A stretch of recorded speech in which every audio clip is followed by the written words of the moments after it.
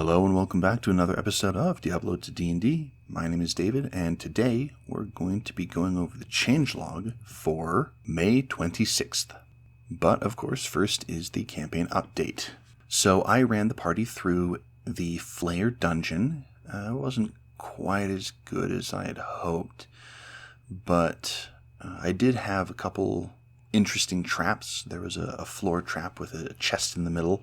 Somebody happened to have a fairly sizable passive perception, so they noticed the stones were broken, and when they triggered the trap, it fell, 3 floors into the basement.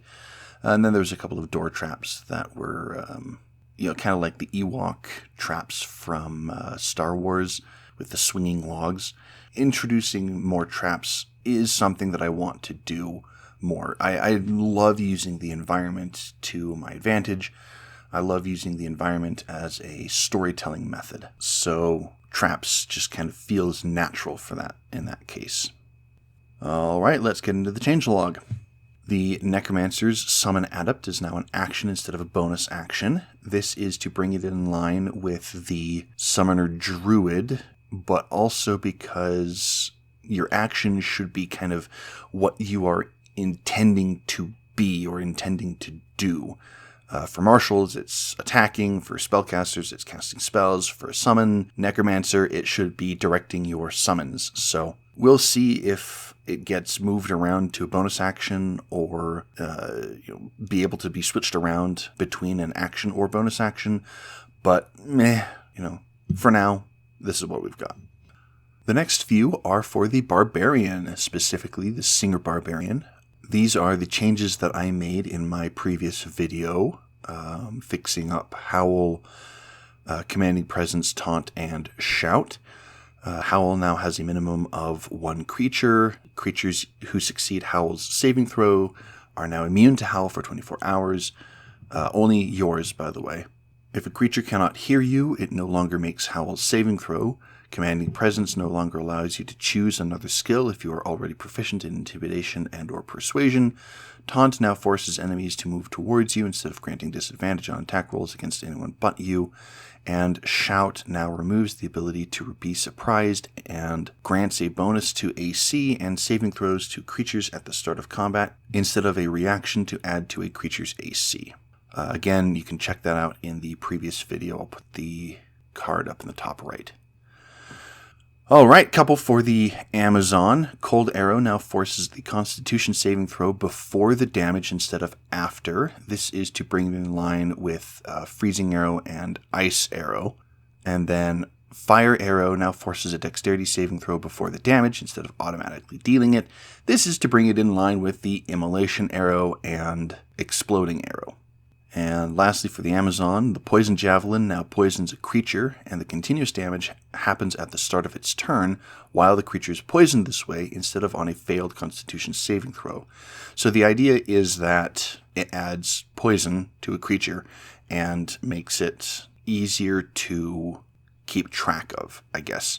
It is technically a buff because the damage is dealt automatically, but they still save at the end of their turn. I really do like the idea of, while poisoned this way, here's some damage. It just makes things a little bit easier. So enjoy it while you can. And then the last few are for the Paladin. Cleansing no longer interacts with curses. I'm starting to pull a little bit further away from invoking curses in classes other than the Necromancer. I think Cleansing is the only one that actually dealt with it. But, when you think Cleansing, you think poison, right? Not curses.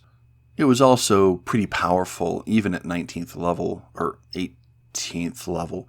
You can just, as a bonus action, end any curse on you. Curses are intended to be a bit more permanent.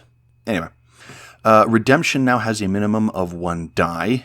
Redemption rounds heals equal to half the creature's hit dice rounded down. The dying creature's hit dice rounded down, so I put in that minimum of 1 die, so if you for some reason run into a creature with 1 hit die. I don't know of any, but maybe there's one. Invoke Element no longer adds your Charisma modifier to the damage. I realize that 1d4 plus half your Charisma modifier is in an area with no action required is pretty darn good. So instead, I just cut it to 1d4 and then 2d4 at 18th level. Moving on, Resist Element, Vengeance, and Thorns now use your Charisma modifier instead of your Proficiency bonus. This is a way to cut out the Proficiency bonus in the subclasses because I want you to focus on your Charisma. I want the class to feel more like a Charisma class. I mean, it's already coming off of your aura, and that's what these are.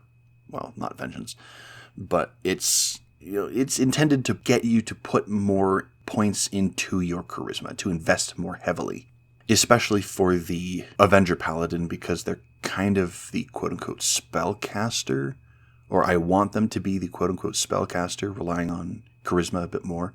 So that's why.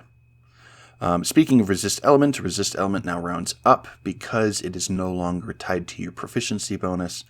And your charisma modifier is going to be a little bit lower than your proficiency bonus. So this way, if you have for some reason, +5 charisma, then it also gives you that 3 bonus instead of the 2 that it would have had when rounding down. And then lastly, Vengeance now has a minimum of 1 for each damage type. Again, because this is now keying off your charisma, you could possibly have just a +1 charisma modifier. So being able to deal at least 1 additional damage, it shores up some of your possible weaknesses. And heaven forbid you ever end up with a negative charisma modifier. I don't know of any effects that do that, but you know what? It's D&D. Who knows? All right, that is it. You can contact me at XenozFan2, that is XenozFan2 on Blue Sky and Reddit. And you can contact the channel directly at Diablo TODND on Blue Sky and YouTube. Thank you much for watching, and I will see you in the next one. Have a good whatever.